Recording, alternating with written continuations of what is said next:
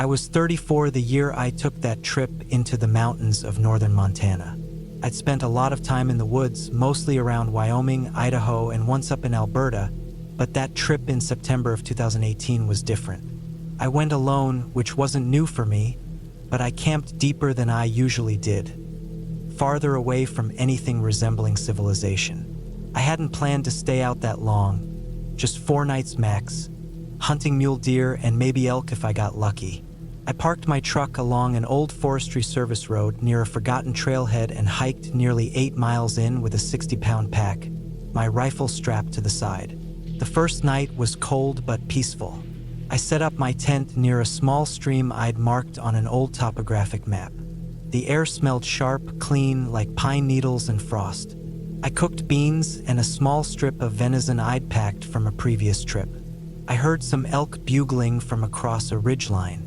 I smiled to myself, thinking it was going to be a good week. The second day, I covered a wide loop to scout for signs, tracks, droppings, game trails, anything promising. I found a narrow gully that seemed like a natural funnel for animals crossing from one basin to the next. It was a perfect spot. I marked a tree near it with a strip of orange flagging tape and made plans to return the next morning before sunrise. When I got back to camp that night, something felt off. It wasn't anything obvious, no tracks, no sounds, nothing missing. But I couldn't shake the feeling. I chalked it up to being alone, tired, and overthinking things. I still made sure to set up a perimeter with some tin cans and fishing line around the tent.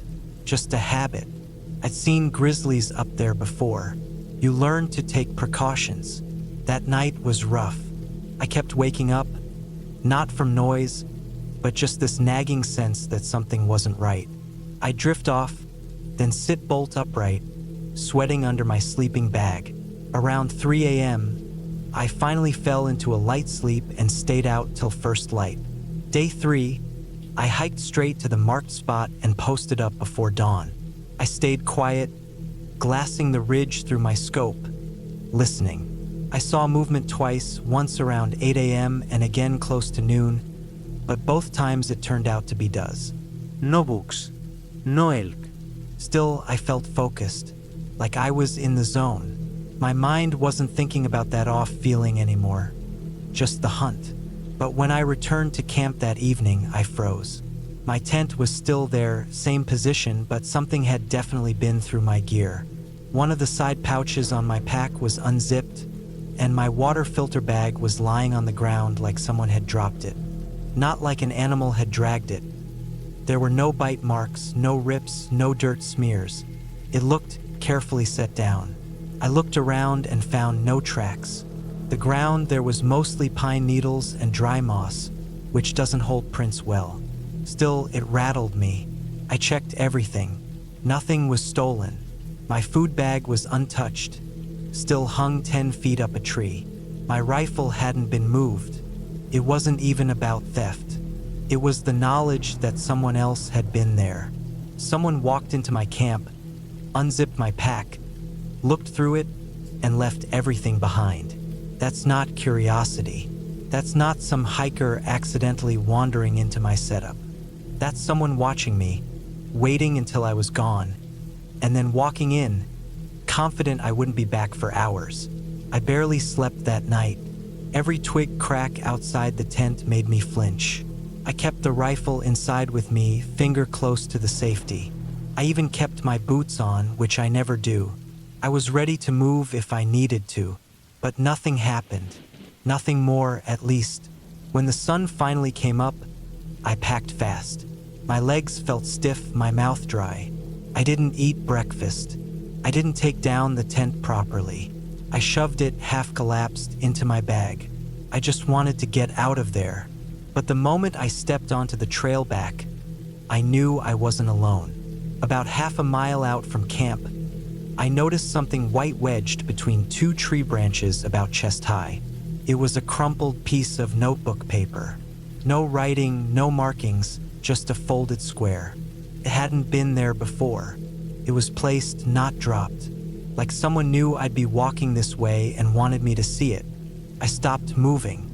I stood there for at least 10 minutes, listening. No birds. No wind, just my own breathing. I didn't touch the paper. I kept walking, faster now, keeping my rifle in hand and glancing behind me more than I looked ahead. The weirdest part was how quiet everything had gotten. Even on rough days, the woods are alive, squirrels, insects, something. But that trail back felt like a dead zone, like everything else was hiding, just like I wanted to. Another hour in, I saw the boot print. It was ahead of me on the trail, clear in a patch of soft earth. Big print, probably size 12 or more. Not mine. I wear 10s, and the tread pattern didn't match mine either. Someone had walked that trail since I came in. Someone else was using this path. I bent down, checked the direction. It was heading the same way I was. Someone was ahead of me, but I hadn't seen a soul. I should have passed them or at least caught sight. That trail was narrow with no cutoffs for several miles, and I'd been hustling. That's when the thought hit me. What if they weren't walking out? What if they'd stepped off the trail and were waiting? I kept walking, but slower now, rifle in hands, eyes scanning every shadow, every log, every shape that looked just slightly off. I passed 2 more boot prints in muddy patches, always going forward, always ahead of me. I started to feel like I was being herded. 2 miles from the road, I came to a split in the trail. One side dropped down toward the river, the other followed the ridge. I paused there, heart thumping. Then I saw it. Another piece of paper, pinned to a tree with a broken stick. Again, no writing, just folded and placed where I'd notice it. I didn't stop to think this time. I went off trail, straight down the slope, cutting through dense undergrowth and steep ravines, stumbling over roots and brush, slipping twice and skinning my palms. I moved fast, sloppy, but I had to get out. After nearly 40 minutes, I hit the river and followed it downstream until I saw the road bridge. I popped out of the woods, muddy and gasping, startling a guy fishing with his kid. I didn't say a word to them. I just walked straight down the gravel shoulder until I reached my truck. Nothing was touched. Doors locked. Tires fine. It all looked untouched. I got in, locked the doors, and drove. I didn't stop until I reached a gas station 2 towns over. I stayed in a motel that night, rifle leaned against the wall. I kept waking up every hour, even in that bed. When I checked my pack in the morning, I found the weirdest detail of all. Tucked into the side pouch, the same one that had been unzipped back at camp, was a cigarette. I don't smoke, never have. It was just sitting there. A single hand-rolled cigarette, no brand, no filter. Dry and slightly bent, like a calling card, or a warning. I never reported it. What would I say? No one hurt me. Nothing was stolen. There's no law against walking through the woods. But I know what I felt out there. Someone was watching me. Someone followed me. They wanted me to know they were there, but not why. I haven't gone back since. I still hunt, still camp, but never alone. Never that deep. And I check my gear 3 times before I leave any camp now. I lock the truck even in the middle of nowhere, because somewhere out in those mountains, someone was waiting. Not for animals, not for sport, just watching, following, and they weren't afraid to show it.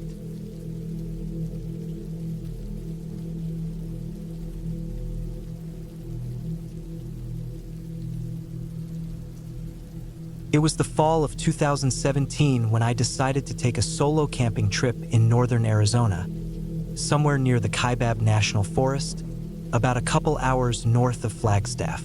I had just turned 33 a few weeks before, and after a rough year of work and some things I'd rather not think about, I needed to unplug. I packed up my old Nissan Xterra, loaded it with my tent, sleeping bag, some freeze-dried food, a gas stove, a water jug, and my bolt-action rifle. I wasn't there to hunt anything in particular, just wanted to feel like I had some protection, especially going alone. The plan was to drive down a few Forest Service roads, find a spot away from everyone, and spend 4 or 5 days by myself. I liked the silence, the stillness. People always seemed to need noise to drown out their thoughts, but I felt like I needed the opposite. I wanted the quiet so I could finally think things through. I guess I didn't know how quiet it could really get out there. I arrived late in the day. The road I picked was narrow and rough. Nobody around for miles, from what I could tell. I parked in a little pull-off where the trees opened just enough to squeeze in a car, then hiked about a half-mile into the woods with my gear. I found a small clearing that had soft ground and no signs of past campers. No beer cans, no fire rings, no trash. Felt untouched, which I liked. I set up the tent, stacked some firewood, and by the time it got dark, I had water boiling for my dehydrated chili. The first night went by quiet. It got cold, dipped into the 40s. I had a fire going until it burned low, and I lay in my sleeping bag staring at the ceiling of the tent until I finally drifted off. I heard some rustling in the night, probably small animals, raccoons or deer, but nothing too close. I've camped enough to know the usual forest sounds. Second day, I spent most of it walking through the woods, making mental notes of where I was in case I got turned around. I had a GPS and paper map, too. I saw some elk tracks, maybe a few coyote prints. I brought my rifle with me, just in case, but I never saw anything worth aiming at. Honestly, I wasn't trying that hard. I just wanted the walk. The air was crisp, and the trees swayed gently even when there was no wind on the ground. You get used to how alive the woods are, like they're breathing around you. It was that second night when things started to feel off. I was finishing dinner and had the fire going, and it started to drizzle, light rain pattering on the tarp I'd strung over the campsite. I didn't mind. I just pulled my rain jacket tighter, fed the fire some dry wood I kept wrapped, and sat there in my camp chair, letting my thoughts drift. The trees around me turned to silhouettes in the mist. I sat still long enough that the normal sounds of the woods came back. The frogs, the chirping insects, the occasional snap of a branch in the distance. But something else kicked in, too. It was this feeling in my stomach, like something had changed. Not just the weather. It was too subtle to explain, but it felt like the forest around me had gone alert, like it had paused. I listened hard, trying to pick up on whatever had shifted. But it wasn't one sound that was strange, it was the pattern. The small sounds were wrong. The clicks and pops of branches didn't seem random anymore. They were steady, spaced out, almost rhythmic, like footsteps. I grabbed my rifle, checked the safety, and stood up. My headlamp flicked around the trees. Nothing, just mist and trunks. My fire hissed as the rain fell harder. I didn't see anything, but the hairs on my neck wouldn't go down. I backed up to my tent, zipped it open, and sat inside, facing out. I didn't sleep much, maybe 2 hours, off and on, broken up by long stretches of staring into the dark. The third day it poured, cold rain all morning and into the afternoon. Everything was wet, even with my tarp setup. I didn't want to hike much. I stuck close to the camp and cut firewood under cover. I tried to act normal, but I kept looking into the trees like I was waiting to see something. I told myself I was being paranoid, probably spooked by the isolation and my imagination. But I've been in the woods alone before. It wasn't just nerves. That evening, I tried to shake the feeling. I forced myself to relax, built the fire bigger than usual, and cooked up a second meal just to pass the time. I even started writing in a small notebook I'd brought. But around sunset, I heard something again. It was farther this time, back the way I'd hiked in, toward where my truck was parked. A sound like something big moving fast through wet brush. Not a deer, not soft like that, more upright, heavy. It stopped after a minute. I stood up with the rifle in my hands, holding my breath, but the sound didn't come back. At that point, I was on edge, but I figured maybe I'd get through the night, then leave in the morning a day early. No shame in calling it short if it didn't feel right. That night was the worst. Rain came in hard around 2 a.m., loud against the tent, and I woke up needing to pee. I tried to wait it out, but it got painful, so I finally unzipped the flap and stepped outside in the rain. I had my headlamp on low and scanned the clearing around me. Everything looked wet and empty. I walked just past the edge of camp, maybe 15 feet from the tent, and did my business. When I turned back, I saw something out of place near my fire ring. A shape, not an animal. I stood still, blinking rain out of my eyes, headlamp beam cutting through the mist. It was a man, standing at the edge of the tarp-covered fire area. I couldn't see his face. He wore a hood or maybe just had long hair soaked and hanging. He didn't move, didn't flinch in the light, just stood there, arms at his sides, like he'd been waiting for me to turn around. I aimed the rifle. My voice caught in my throat, but I didn't speak. I didn't need to. He didn't react, just watched. Then he turned slowly, without saying a word, and walked into the woods. Not fast, just walked away, soaked, silent. I stayed frozen for a long time, then backed into the tent and zipped it shut. I didn't sleep at all, just sat there shaking with the rifle across my lap, waiting for dawn. As soon as the sky turned gray, I broke down camp in minutes. I didn't eat, didn't bother rolling anything up, just shoved wet gear into my pack, threw the tent into the car as it was, and started driving. I kept checking the rearview mirror. Every mile felt like it wasn't far enough away. When I got to the main road and had cell service again, I stopped at a gas station and told the clerk there'd been someone lurking near my camp, someone watching me. He didn't seem surprised. Told me a few people had reported weird stuff that season. Campsites getting trashed, car tires slashed, one guy's cooler stolen with all his food. Nobody had caught whoever was doing it, but folks figured it was some squatter living out there, maybe someone on the run. I've never been back to that part of Arizona. Still camps sometimes, but never alone anymore.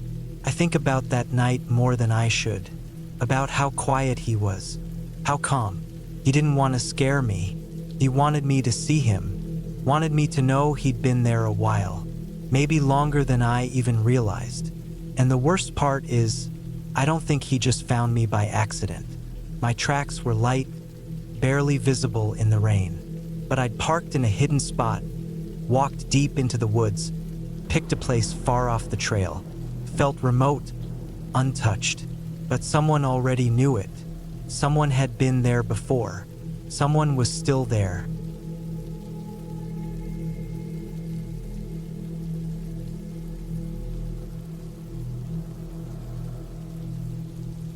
I went camping alone in the late summer of 2016, in a quiet patch of woodland about 2 hours west of Albany, New York. I was 34 at the time and going through a pretty bad breakup. I just wanted to get away from everything. The constant buzz of my phone, the city noise, the people asking me if I was okay. I wasn't okay, and I didn't want to pretend that I was. So I packed up my gear, loaded it into the back of my old Subaru Outback, and drove out early on a Thursday morning. I didn't pick any popular park or campground. I wanted solitude. I found this place by reading old posts on a hiking forum. Some guy had mentioned a little patch of state forest out near a lake called Moss Hollow, about 15 miles from the nearest town. No rangers, no map trails, just raw woods. That was perfect. I had a decent background in backcountry camping and wasn't worried about handling myself. I just wanted to pitch a tent, fish a little, cook over a fire, and not talk to another soul for a couple of days. By early afternoon, I had found a decent flat spot about 100 yards uphill from the lake. The trees were tall and close together, mostly birch and pine. The ground was dry, covered in dead needles and leaves. I set up my tent facing east so the morning light would hit it. I had a small portable chair, a folding table, and a little cooler packed with basics: eggs, jerky, water, a few apples, a tiny flask. It felt good to sit in that chair and hear nothing but the wind in the trees. The first night was peaceful. I sat by the fire until close to midnight, then crawled into my sleeping bag and fell asleep pretty quickly. Around 3 a.m., I woke up needing to piss. I unzipped the tent, walked a little off to the side, and stood there doing my business. It was dead quiet. No wind, no crickets, just that still, heavy kind of silence you only get deep in the woods. As I turned to head back to the tent, I felt like something was watching me. I know how that sounds, dramatic, cliché, but I don't mean it in some spooky, ghostly way.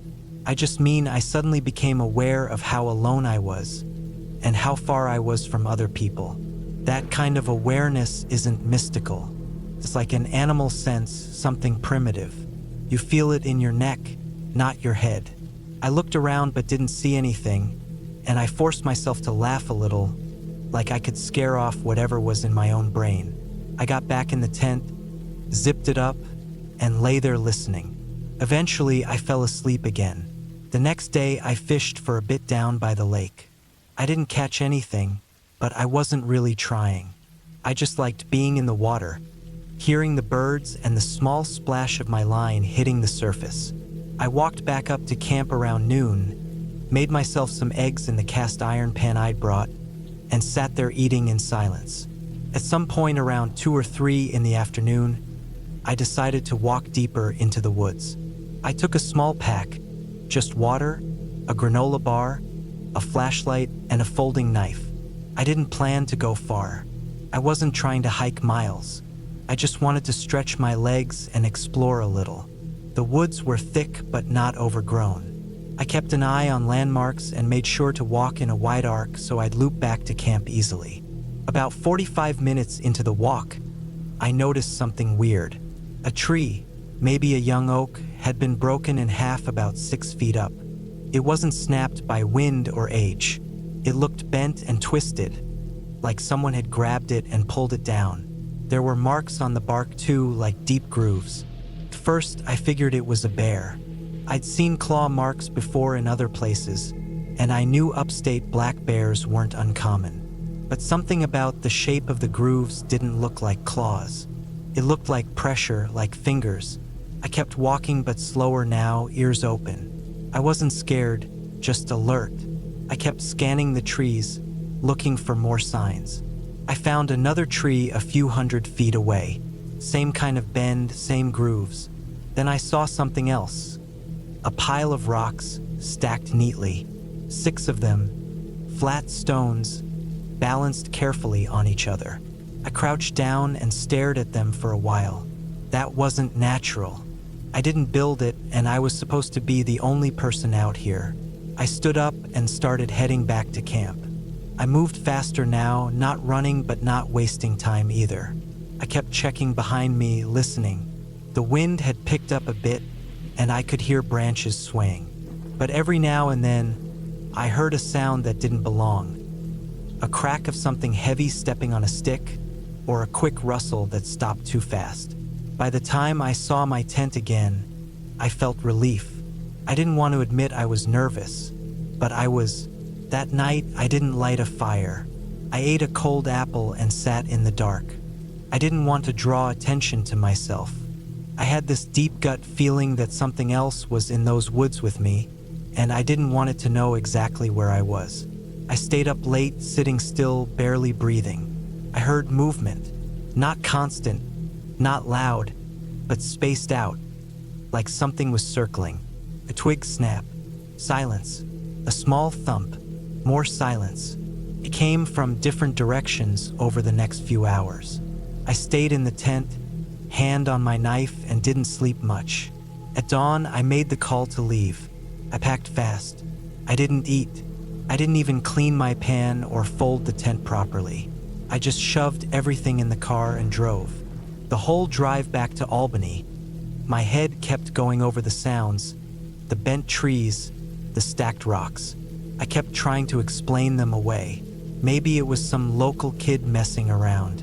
Maybe it was a hunter. Maybe those were old signs that had nothing to do with me.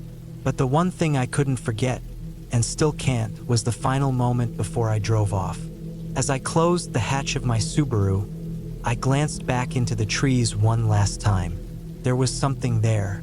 Not a person, not an animal, just movement, low and smooth, like someone crawling just below the edge of visibility. It didn't stand up. It didn't run. It just faded back deeper into the trees. That stuck with me more than anything else.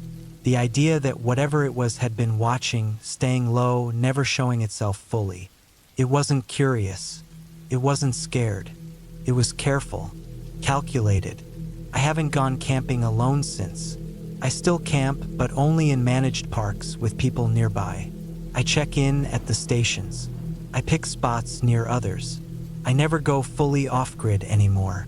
I don't care how prepared I am or how experienced, because out in that patch of forest near Moss Hollow, something else was already out there.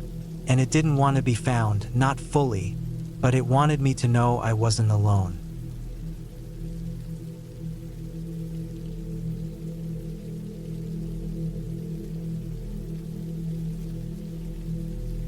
It was late September 2016. I was 31 at the time and had just taken 2 weeks off work after a stressful few months dealing with management changes and company downsizing. I wanted quiet, nothing fancy, just space away from people and buildings. I packed my gear and drove north from Norwich toward Northumberland. I'd found a lesser-known patch of woods near Kilder Water. The place had no marked trails, no picnic spots, no tourist noise, just damp trees, soft earth, and silence. I parked the car on a gravel pull-off beside an old logging track about an hour before sunset.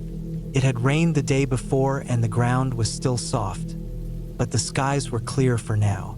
I loaded my backpack, slung my tent over my shoulder, and hiked in for about 3 hours, pushing deeper until I couldn't hear a single car or bird or anything except the wind moving through the trees.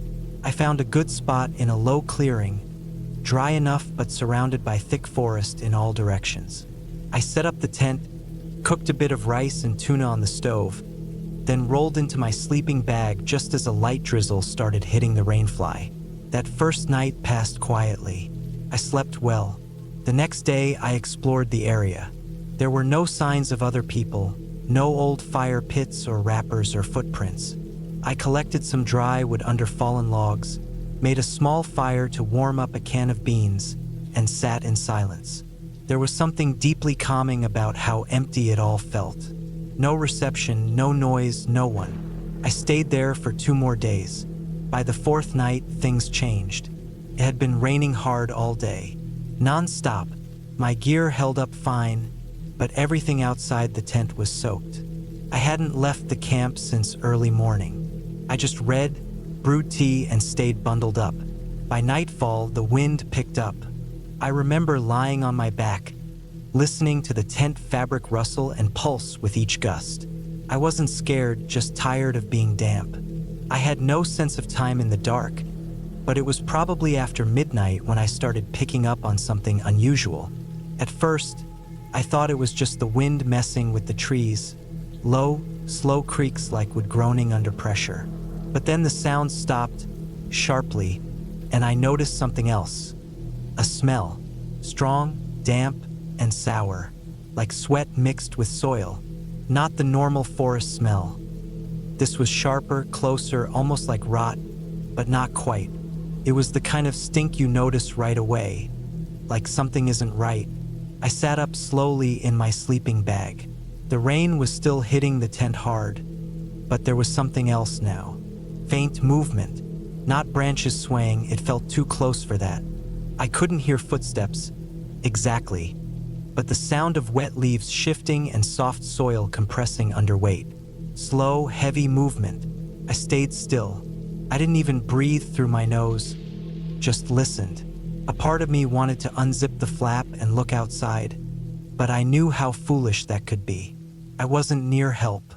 My phone was dead. I was 2 days from the nearest road on foot. If I made the wrong move, I'd be stuck out here with a twisted ankle or worse. The movement stopped right outside the tent, just a few feet away from my head. No animal breath. No crunching. Just wait, like someone or something was standing there in the rain, not moving. The smell was stronger now. My stomach turned. My hand crept slowly toward the small hatchet I kept beside my sleeping pad, wrapped in a shirt to keep it from cutting into the floor. I gripped the handle and waited. 10 minutes passed, maybe more. Still nothing. Then, slowly, whatever it was began to move again. But it didn't walk away. It circled the tent. Quiet, slow steps. I felt the weight of it in the earth more than I heard anything. My heart was pounding. I could feel sweat behind my knees even though the air was cold. I kept the hatchet tight in my fist, staring at the walls of the tent as the shape moved around it. Once it reached the backside, I heard a short dragging sound. It wasn't claws or paws. It sounded like fabric being pulled across a branch, or maybe plastic against bark. Something scraped. Then it stopped again. I stayed awake the rest of the night. The shape didn't return to the front of the tent. I couldn't hear it anymore, just wind and rain. I wanted to believe it was an animal, maybe a badger or a deer sniffing around. But no deer smells like that, and nothing moved like that. It had a rhythm, pattern, intent. When the sky finally lightened, maybe around 5 or 6 in the morning, I unzipped the tent carefully and stepped out. Everything was soaked. My boots squelched. The air smelled normal again, just wet pine and old leaves. I looked around. No tracks. The rain must have erased anything soft in the soil. But on the side of the tent, I noticed something. A long line, about 2 feet high, where the fabric was faintly stained, darker than the rest, like something had rubbed mud or something oily against it. I broke camp fast, didn't even bother drying anything. I stuffed the wet tent into my bag and started hiking back the way I came. I didn't eat, didn't drink, just walked, checking over my shoulder more often than I want to admit. I made it to the car by early afternoon. The sky was still gray, but the rain had stopped. I loaded everything in the back and sat in the driver's seat, soaked in sweat. My hands were shaking. I just stared through the windshield for a long time, not turning the engine on. I didn't feel relief. I just felt drained. Something had been near me that night, and I still had no idea what it was. The weirdest part came a few weeks later. I was back at work, trying to settle into my routine. I told no one about the night. I didn't want to deal with jokes or disbelief.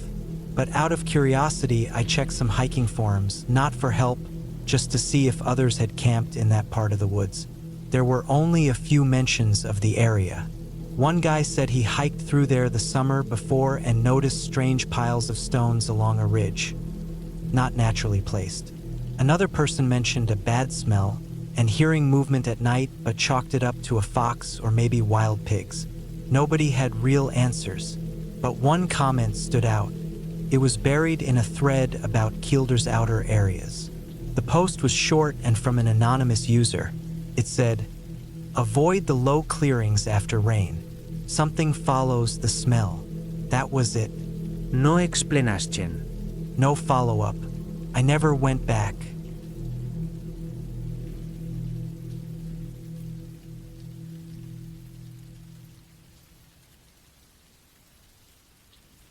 It was in early September 2014 when I took a solo camping trip to northeastern Arizona, near the edge of the Apache Sitgreaves National Forests. I was 31 at the time, living alone in Flagstaff, and I'd recently gone through a rough breakup that left me with a lot of time to myself and a need to get away from everything. I used to go camping often in my early 20s, and I thought this would help clear my head. I chose a spot that wasn't too far from civilization, but still isolated enough that I could pretend I was the only person in the world. I didn't want to deal with loud RVs, families with screaming kids, or other hikers. I wanted space. The area I picked wasn't an official campsite, just a patch of forest off a small dirt road, maybe 20 minutes from the highway. I parked my old silver Tacoma off the side of the track, hiked in maybe half a mile, and found a level spot between some pines. There was no cell service out there, which I actually liked at the time. I wasn't planning to talk to anyone for a few days anyway. The first night was quiet. I pitched my one-man tent, started a small fire, and heated up a can of stew. The air was cool but not cold. The forest around me was thick, but I had a clear enough view in a small circle around my camp. Once it got dark, I sat by the fire until I got tired, then turned in for the night. I heard the usual night sounds: insects, owls, a few small animals moving in the brush. Nothing unusual. The next day, I went for a long walk through the woods. I didn't use any trails, just wandered in wide loops using my compass to stay oriented. I didn't see another person the entire day. I returned to my tent before sunset, hungry and a bit tired, but feeling pretty good. That night was when things started to get strange. It started with a noise. I had just crawled into my sleeping bag inside the tent. The fire was out, but some of the embers still glowed. I was lying still, breathing slowly, eyes closed, when I heard it. Not a branch breaking, not an animal shuffling, but something more controlled. Footsteps. Slow, deliberate footsteps coming from the direction of the tree line behind my tent. I opened my eyes and held my breath. The steps weren't loud. They were soft, careful. But the forest floor was covered with dry needles, so even something trying to be quiet made some noise. I stayed perfectly still. No flashlight, no movement. I waited. The steps stopped just behind the tent. Then, nothing. For a minute or two, it was dead silent again. I thought maybe it had been a deer or something. I considered unzipping the flap and shining my headlamp out there. But something made me hesitate. A gut feeling. Then I heard a long, dry exhale. It wasn't loud, but it was close, maybe 10 feet from where my head was, like someone breathing out slowly through their nose. That's when my heart started racing. That wasn't a deer. That was a person. I stayed like that for maybe an hour, eyes wide open in the dark, barely breathing. I didn't hear anything else for a long time. No footsteps, no breathing. I eventually drifted off to sleep just from exhaustion. When I woke up in the morning, I crawled out of the tent and looked around. Nothing had been disturbed. No prints, no signs anyone had come through. It had rained lightly during the night, which meant if there had been prints, they were gone. I convinced myself it had just been my imagination. Maybe I had half dreamed it. Maybe it was an animal that just happened to make weird noises. I stayed the rest of the day, but I felt on edge the entire time. That night, I kept the fire going a little longer. I set up a small perimeter of string with a couple of old bottle caps tied on it so it would rattle if something passed through. Nothing high-tech, just something basic to give me a little warning. I went to bed late, keeping my headlamp beside me, my knife inside my sleeping bag. Sometime in the middle of the night, I woke up to a faint clinking sound. The bottle caps. I sat up fast and grabbed the light but didn't turn it on. I listened. Another clink. Then soft steps. Something or someone had come back. I turned on the light and unzipped the tent flap a couple inches, just enough to shine it out. At first, I didn't see anything. Then the beam caught movement. A figure just outside the ring of trees, standing still. Very still. It was shaped like a man, but something about it didn't look right. It was too thin. Its arms looked too long. And its head, it wasn't facing me directly, but it looked like the head was tilted too far to the side, almost like it was listening. I only saw it for maybe 2 seconds before it moved. Fast. Not toward me, just sideways into the trees. Gone. I didn't sleep the rest of the night. I sat up with the knife in my lap and the light in my hand, listening for more movement. I didn't hear anything again, but I was done. As soon as the sun came up, I packed everything and left. I didn't eat. I didn't even fold the tent properly. Just jammed it into the truck bed and got out of there. Back in Flagstaff, I told myself it was some weirdo living in the woods, or maybe a junkie. But even then, that didn't explain the way it looked. I'd seen homeless people before. I'd seen attics. That thing out there didn't move like a person. It didn't stand like a person, but I kept trying to explain it away. A few weeks later, I was talking to a guy at work who grew up on the Navajo reservation. I didn't say much, just described some weird guy I might have seen in the woods. I didn't even mention the shape or the movement, but the guy got quiet. Then he told me something I didn't expect. He said sometimes people who go deep into certain areas, places near tribal land, come back talking about things that don't look quite right. Not ghosts, not monsters, but people who aren't really people.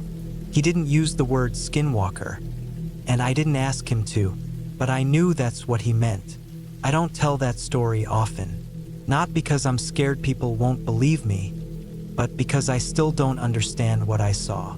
I haven't gone camping alone since. I still go out into the woods, but never by myself and never near that part of Arizona.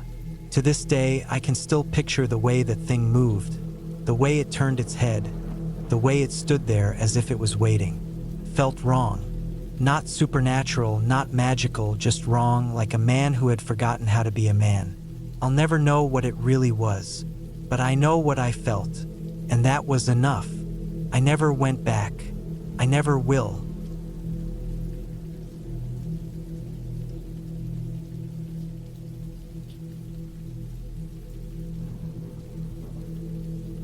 I was 31 that summer, and I'd just come off a rough few months of working overtime. I was living in Liverpool at the time, working as a maintenance tech for a company that looked after council housing. The days started early, ended late, and the pay wasn't great, but it was steady. After 3 months of barely seeing daylight, I booked a week off and decided I wanted quiet. Just quiet. No traffic, no phone calls, no people. I didn't want to fly abroad or sit in a hotel. I wanted something basic, something that made me feel like I was away from it all. I packed my old gear and drove down to Shropshire, to a forested area just outside a little village called Lytham. I'd looked it up beforehand, remote, small, not touristy, just fields, woodland, and hills. I'd found mention of an old public bridleway that cut through a patch of woods with some clearings nearby. It wasn't a campsite, no amenities, no paved roads. That's exactly why I picked it. It was late August, but the air already had that hint of early autumn. I arrived around 4 p.m., parked near a small lay-by off a quiet country road, slung my rucksack on, and walked about 2 miles into the woods. I found a nice flat patch of earth surrounded by thin trees and tall grass. It was quiet, almost too quiet at first. I could hear only wind and the odd bird call. I set up my small tent, cooked a bit of pasta over my gas stove, and watched the light fade through the trees. That first night, I slept hard. It was cold, but not freezing. A breeze tugged at the nylon tent walls, but nothing else disturbed me. I woke up with the sun, made coffee, and just sat outside with my legs crossed, watching the trees sway. I didn't see a single person all day. I walked around a bit, took some photos, read a book I'd brought, and kept my phone switched off. Felt good, like a reset. The second night was when I started to feel a bit off. I was sitting outside the tent around 8 p.m. The sun had gone down, but there was still a bit of pink in the sky. I had my headlamp on low and was finishing a can of beans when I thought I heard something behind me. Just a light crunch in the leaves. I turned slowly, holding my breath. Nothing. I scanned the trees, didn't see any movement. I figured it was probably a rabbit or a fox. I went inside the tent around 9 and lay there listening for a while. That's when I heard another crunch, heavier this time, like a boot on dry ground. I froze, held my breath again. There it was again. Not close, but close enough to be real.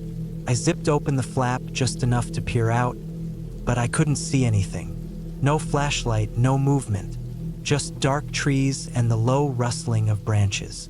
It stopped after a few minutes, and I told myself it was nothing. Maybe a deer, maybe just branches shifting, but I barely slept. Every time I drifted off, I thought I heard something again. By morning, I was exhausted, but determined not to get in my head. I spent the day exploring a bit further from my site. I found an old stone wall half collapsed and covered in moss, probably part of some farm that had been abandoned years ago. There were no houses nearby, no power lines, not even a footpath that looked recent. It made me feel better, like I was truly alone out there. That night, I decided to stay up a bit later. I had my torch, a small fire going in a ring of stones, and my back against a log. The moon was nearly full, and the sky had cleared. I could see the silhouettes of trees against the pale blue light. Around 11:30, I started to feel sleepy and was about to turn in when I heard it again. Steps, not just one or two this time. I could clearly make out a slow, deliberate crunch of someone walking not far from my camp. I switched off my torch immediately and crouched low, trying not to make a sound. The fire had burned low enough not to give off much light. I strained my ears and realized the steps were circling the site. I didn't move for a good 10 minutes. Whoever it was, if it was someone, they weren't saying anything. No calls, no lights, no barking dogs. Just steps moving around me. Then they stopped. Silence again. Eventually, I crawled back into the tent and sat there with my small folding knife open in my hand. I waited until I saw the first pale signs of daylight before I dared to close my eyes. That morning, I checked around the campsite. Nothing obvious, no boot prints I could make out, but the ground was dry and covered in leaves. It would have been easy to walk around without leaving much of a trace. I was tired, spooked, and not thinking straight. I packed up fast and hiked back to the car. But once I reached the lay-by, something made me stop. A white van was parked right behind mine. Plain, no company name, just a dented side panel and dark windows. I stood still, trying to tell myself it was someone hiking like me. But then I noticed the windows. They were completely blacked out. Not tinted, blacked out. Covered from the inside with some kind of film or curtain. That wasn't right. I waited by the trees for almost half an hour. Nobody came. No movement. I finally walked slowly to my car, unlocked it, and got in. As I was pulling out, I glanced in the rearview mirror and saw the driver's door of the van slightly ajar. Not wide open, just cracked, like someone had been sitting inside the whole time and had opened it just enough to look out. I didn't stop driving until I got to a service station off the A49. I parked under a camera, went inside, ordered a coffee, and sat there for nearly 2 hours. I watched every car that came and went. I wanted to calm down, to think it was a coincidence. Maybe someone camping or sleeping rough. Maybe someone who'd broken down. But it didn't sit right. The tent was brand new. My gear had no scent marks or damage, but a few days after I got home, I started noticing small things. My garage door was unlocked one morning. My back gate was unlatched another day. Things I'd never forget to check. I changed all the locks and bought security cameras. I didn't report anything. What could I say? That someone might have walked near my tent? That a white van was parked behind me? It all sounded flimsy, but I haven't been camping since. Not properly. Not like that. I still walk in the woods. I still go on hikes. But I don't sleep out there anymore. Not alone. Because there's something different about someone watching you in the wild. In a city, you've got escape routes, streetlights, neighbors, police. In the woods, when it's just you and the trees, someone walking around your tent in the dark feels like a different kind of threat. It's patient, silent. You realize how far from help you really are. And the worst part? I'll never know who it was, or what they wanted.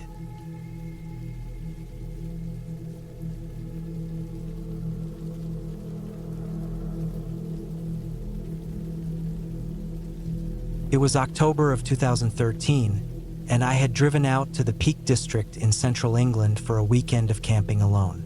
I was 32 then, and I'd been doing solo trips like this for a few years, mainly to get away from the noise of city life in Birmingham.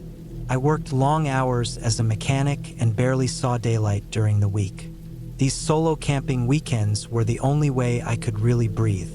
The forecast had warned of light rain later in the evening, but nothing heavy. I didn't think much of it. My tent was waterproof, my gear was solid, and I had set up camp dozens of times before. I parked my old Vauxhall Astra at the edge of a levee near a disused trailhead and hiked about an hour into the woods. It wasn't a popular spot, which is why I liked it. No one ever came through here. By late afternoon, I found a clearing that looked good. There was a dip in the land to the east with thick trees sheltering the site on 3 sides. I set up the tent quickly and gathered some dry sticks before the drizzle started. There was no mobile signal, which was normal out here, and I liked that. I wasn't interested in texts or news alerts, just silence and time away from people. The rain started just after sundown. It wasn't much at first, just a steady tapping on the tent fabric. I had eaten a couple of sandwiches and was stretched out in my sleeping bag reading a paperback with a small headlamp when I noticed it getting heavier. The wind began to push through the trees, shaking the branches. The sound changed. Instead of light pattering, it turned into that deep, slapping sound that comes when the rain is falling in sheets. By around 10 p.m., it was a full storm. My tent was holding up, but the wind was pressing one side inward slightly, making it feel smaller inside. I kept telling myself it would pass by morning. It usually did. I shut the book, turned off the headlamp, and tried to sleep, but the storm made it hard to relax. The ground below me felt softer than I liked. I started to worry that I had pitched too close to a slope. Then I heard it, twigs snapping, fast footsteps. Not the slow creak of a branch in the wind, but the short, sharp sound of something or someone moving quickly through the woods. My eyes opened wide. I lay completely still, listening. The wind blew again, rustling the trees, and then another sound, closer this time, like something heavy brushing through the undergrowth. I pulled the sleeping bag down to my chest and reached for my small torch. I didn't turn it on, just held it. I stayed like that, not moving, just listening. It was hard to tell what was wind and what was something else. The rain on the tent made it even harder to pick out specific noises. But I knew what I'd heard. It wasn't wind. Something had moved out there. 10 minutes passed, maybe 20. Couldn't tell. Then I heard it again, closer now, just outside the tent on the other side. I could hear the wet ground squishing under its weight. Not walking, more like shifting or crouching. I didn't breathe. My hand squeezed the torch tighter. There was a faint brushing sound, like fingers or fabric sliding over the outside of the tent. Not just brushing past. Stopped right where I was lying. I could feel the shape of it even through the fabric. Something leaning in or maybe crouched down right outside. I stayed frozen. My heart was thudding so loud I was sure it could hear it.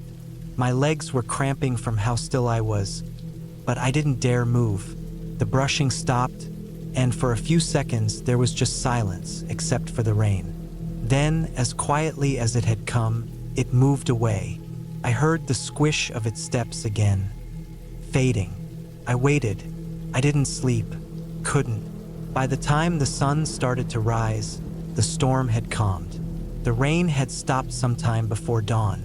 I unzipped the tent slowly and looked out. The forest looked drenched. The trees were dripping, the ground soaked. Everything was washed in that pale, gray-blue light you only see in the early morning after a storm. I got up and started packing right away. I didn't care about breakfast. I needed to leave. But as I took the first steps around the tent, I saw them, footprints. They weren't boot prints. Bare feet. Human. The size of a grown man. Not animal. Not even close. They circled my tent. They had come from the woods, stopped at 3 points around my shelter, and then walked back the way they came. I followed them for a bit with my eyes and then my feet. They led into the woods, but not down a path or trail. Just deep into the brush, where it got darker again. I turned around and walked back to camp fast. threw everything into my pack without folding or sorting. The tent was wet and muddy, but I didn't care. I stuffed it all in, shouldered the weight, and headed back toward where I'd left the car. I didn't look back once. I hiked the entire way out without stopping, soaked in sweat and rain, heart racing the whole time. Every branch crack made me flinch. Every gust of wind sounded like something behind me. When I reached the car, the Labie was still empty. I loaded my gear into the boot, slammed it shut, and drove away fast without changing clothes or drying off. The tires skidded a little as I pulled out onto the wet road. Back at home that night, I sat on the floor in my small flat, the sleeping bag and tent still in the corner where I dumped them. I didn't unpack them for days. I kept thinking about those footprints. No shoes, in that rain, in that cold, just walking through the woods in the middle of the night, alone, circling a stranger's tent. There were no farms nearby, no houses. The nearest village was miles off. I checked later on the map again and again, trying to convince myself maybe it was just someone camping too. Maybe they got lost. But that didn't explain the silence or the way they moved, or why they didn't say anything. Why they stood so still right next to me. It wasn't a dream. I know what I heard. I know what I saw. Since then, I've never camped alone again. Not once. And no matter how much I missed those quiet weekends in the woods, every time I think about going back, I see those footprints in the mud, and I remember how close they got,